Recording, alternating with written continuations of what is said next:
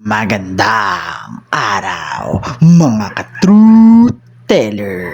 Ngayon, ang ating pag-uusapan ay patungkol sa Mikris Love Team. Mapag-aalaman natin na talaga namang merong ibang naggugustuhan at natitipuhan si Krista na lalaki. At hindi nga ito si Mikoy. Ang malaking tanong ngayon ng karamihan ay, sino nga ba itong lalaki na binanggit ni Krista na kanyang nagugustuhan? Ang tanong ng karamihan ay, ito ba ay kasama sa K-Boys or ito ay kanyang classmate o schoolmate? Sino nga ba ang maswerteng lalaking ito? Sigurado ako na kapag nalaman ng lalaki na siya ang natitipuhan at nagugustuhan ni Krista, ay liligawan niya ito.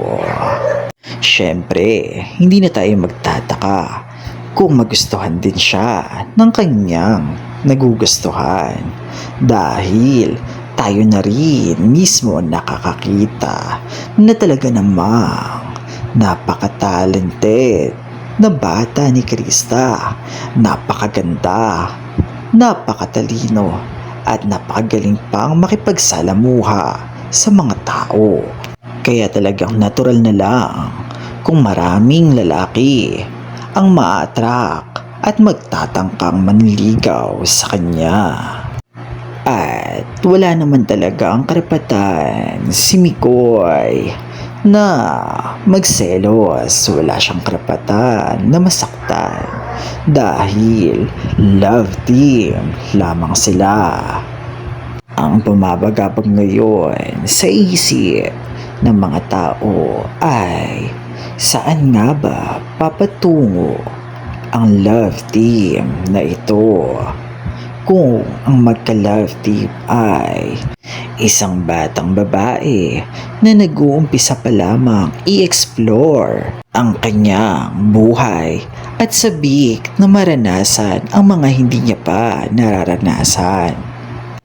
Kumbaga, mahihintulad natin siya sa isang bulaklak na pausbong pa lamang at hindi pa tuluyang namumukadkad. Isa siyang batang napaka-inosente, napakabait. Makikita sa kanyang mga mata na marami pa siyang gustong maranasan, marami pa siyang gustong matutunan, at marami pa siyang pangarap na gustong makamtan. Habang si Mikoy naman, nakalahati ang lagpas sa edad ni Krista, ay talaga namang matured na kung mag-isip. Marami na siyang karanasan sa buhay. Kumbaga, gusto niya na ng seryosohan. Gusto niya na ng pangkasalan na.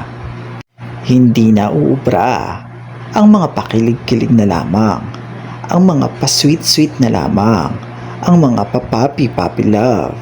Dahil si Mikoy, ang hanap niya ngayon ay talaga namang pwede niya nang makasama panghabang buhay.